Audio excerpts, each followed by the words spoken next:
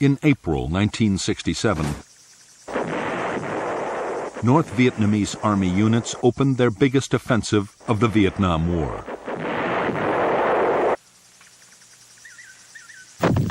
Their role was to draw American forces into the remotest parts of South Vietnam, far away from the populated areas. The hope was that the main attacks, scheduled for early 1968, would find the Americans deployed in all the wrong places.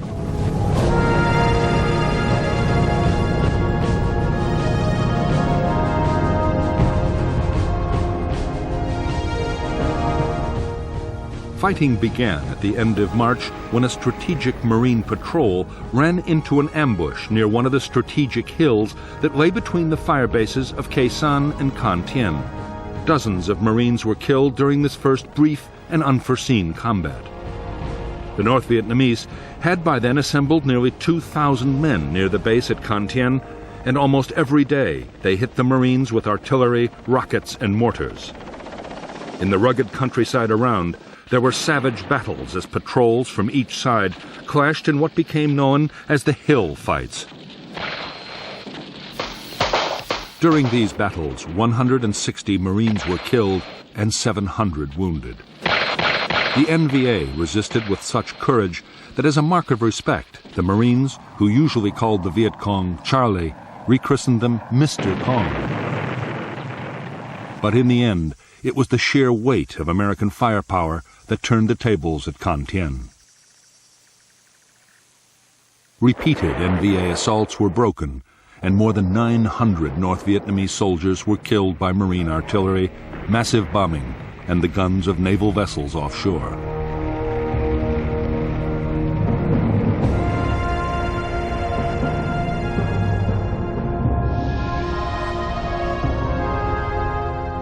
After the battles at Con Thien, the next clashes were near the border with Cambodia in the south. At Song Bay, in late October 1967, a South Vietnamese Army Battalion was attacked by the North Vietnamese 88th Regiment. The attackers were driven off with help from heavy American airstrikes.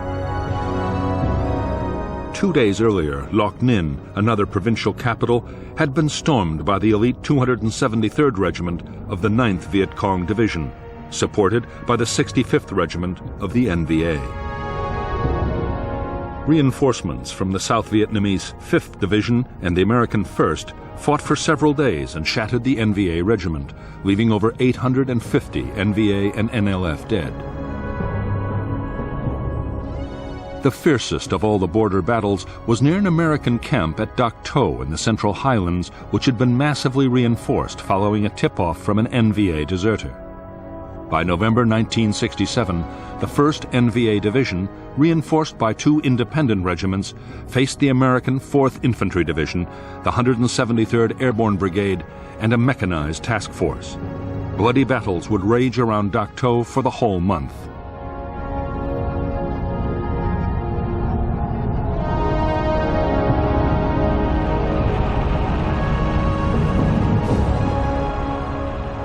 Of all the desperate encounters of the Battle of Dak To, the most costly for both sides was the fight for Hill 875.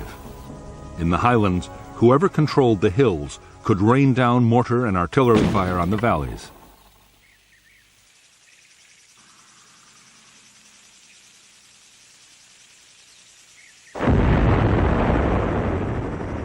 The task of taking Hill 875 fell to 2 American battalions, 1 airborne and 1 from the 4th Infantry Division.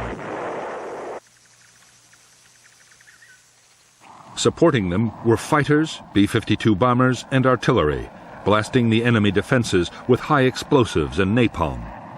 170,000 artillery shells were fired on the enemy during this battle, and the fighter bombers flew 2,100 missions.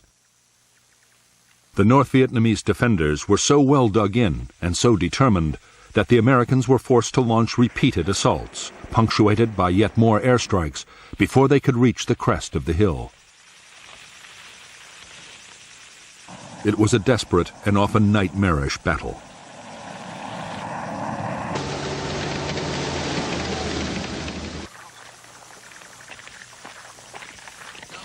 It took a full week to capture Hill 875. The assaults cost more than 150 dead and 400 wounded, bringing American casualties at Dak To to almost 350, with just under 1,000 wounded. The North Vietnamese Army had lost 1,200 men.